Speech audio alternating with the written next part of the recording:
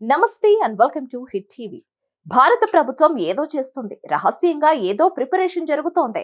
అత్యవసరంగా 85,000 కోట్లను కేంద్రంలోని మోదీ ప్రభుత్వం ఆయుధాల కొనుగోలుకు రిలీజ్ చేసింది. అంటే ఏ దేశమైనా భారత్ పై ఏమైనా దాడి చేయబోతున్నాయా?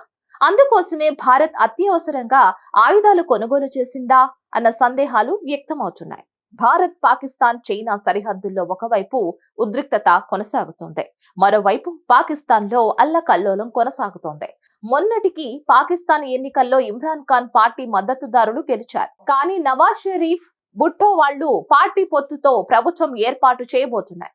దీంతో సివిల్ వార్ తప్పదన్న వార్తలు వస్తున్నాయి. మరోవైపు సైన్యం కూడా తిరుగుబాటు చేస్తుందని ప్రచారం జరుగుతోంది. పాకిస్తాన్ లో మరోవైపు ప్రజలు తిరుగుబాటు కొనసాగుతోంది. చాలా రాష్ట్రాల్లో ఉద్రిక్తత పరిస్థితులు నెలకొన్నాయి. గిల్టిస్తాన్ ప్రాంతంలో, బెలూచిస్తాన్ ప్రాంతంలో ప్రజలు ఇప్పటికే పాలకులపై తిరుగుబాటుకు సిద్ధమవుతున్నారు.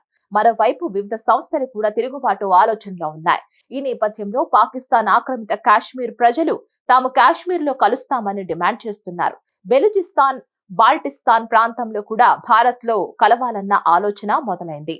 ఇదిలా ఉంటే కేంద్ర పార్లమెంటు ఎన్నికలకు ముందు ఆయుధాలు కొనుగోలు చేయడం, అది అత్యవసరంగా కొనుగోలు చేయడం చర్చనీయాంశమైంది.